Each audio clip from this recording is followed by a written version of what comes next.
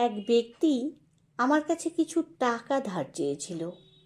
বললাম, এই মুহূর্তে আমার কাছে নেই, দিতে পারবো না। বলল, ইটস ওকে।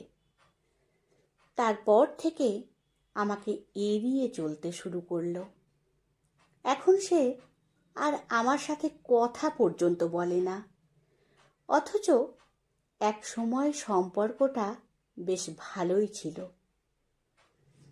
বাবা অসুস্থ, 3,000 টাকা দরকার, ওষুধ কিনতে হবে।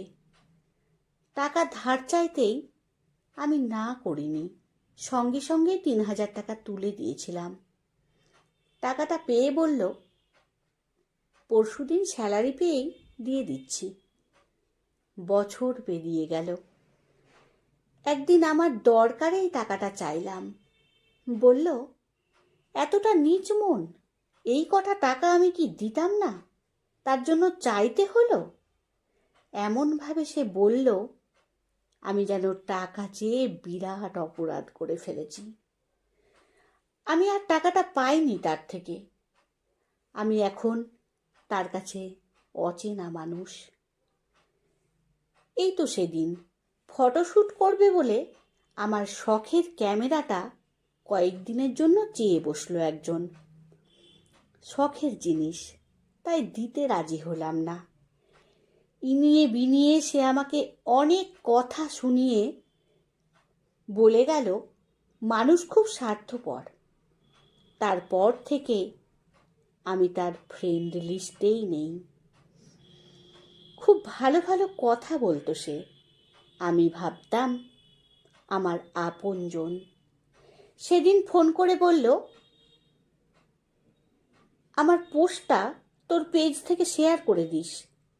বললাম, চেষ্টা করব। তার পোস্টটা শেয়ার করলাম না। সে কথা বলাই বন্ধ করে দিল। সম্পর্কের সমীকরণ বদলে গেল তারপর থেকে। এখন আর সম্পর্কটাই নেই তার সাথে। পড়ার জন্য একটা বই চেয়ে নিয়ে গেল। বলে গেল, 1 সপ্তাহ পর পড়ে ফেরত দিয়ে যাব। মাস 7 পর আমি নিজে থেকেই বইটা চাইলাম। বলল, এ তো আর মহামূল্যবান রত্ন কিছু না, সামান্য একটা বই তো, না চাইলেও দিয়ে দিতাম। এমনভাবে বলল, বইটা চেয়ে আমি নাকি তাকে অপমান করেছি। এখন দেখা হলে মুখ ফিরিয়ে চলে যায়, আর কথা বলে না। আমার লেখা পড়ে একজন ভীষণ প্রশংসা করত, সুন্দর সুন্দর কমেন্ট করত।